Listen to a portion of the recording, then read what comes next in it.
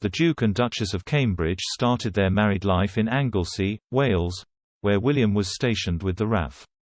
After several years there, they moved to Anmer Hall, Norfolk, where William was a pilot in the air ambulance. They concentrated on their relationship and on starting a family with only a few engagements here and there. Over time, they gradually increased their responsibility, with William only giving up his career to become a full-time royal 4 years ago. By contrast, the Duke and Duchess of Sussex jumped into their royal duties straight away without any quiet time together. One royal commentator has suggested this may have contributed to their royal life going pear-shaped. Pod Save the Queen host Anne Gripper interviewed Daily Mirror columnist Darren Lewis on Facebook Live about Meghan and Harry and where it all went wrong. Ms. Gripper suggested that it may have been a good idea for the Sussexes to just take some time out away from everything, clear their heads and see how they felt. She pointed out that Kate and William had that time to themselves, and maybe if Harry and Meghan had done that, things could have turned out differently. She said, "We knew they were in Canada. We knew they were taking a break. We knew they were thinking about what their life would be. Would they potentially spend some time in Africa and have a bit of separate time away while they got used to their early married life? I mean, this is something that William and Kate managed to do. They had some quiet time in Anglesey establishing themselves as a couple, as a family unit, before they launched into royal life.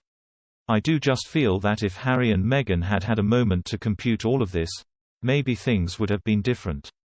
Whether they felt they needed to really throw themselves in and make up for lost time because they had met each other later." Ms. Gripper later spoke of the film Sliding Doors, a 90s romantic comedy starring Gwyneth Paltrow and John Hannah, in which Gwyneth's character lives two alternative lives based on whether she catches a certain train or not. The film displays an example of the butterfly effect, how one seemingly small change in your life can have a big impact. Ms. Gripper said she felt there must have been so many moments where things could have been different. If perhaps certain people had been more aware how their words might be taken, or if people had managed to conjure up a bit more empathy and understanding, then maybe Meghan and Harry would still be working royals.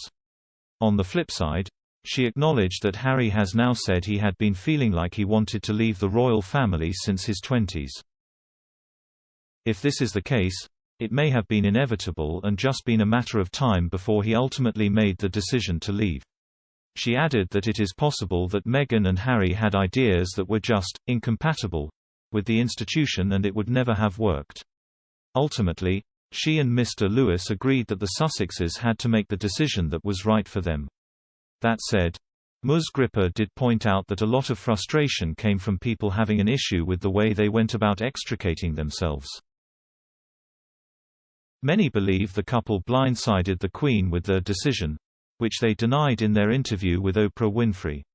However, reports from the time suggested that the royal family felt hurt by the decision and that they had decided to go ahead with their public announcement, despite being asked to hold off. Nevertheless, Mr. Lewis said he wished people had more sympathy for the couple and how they made this decision for the sake of their mental health.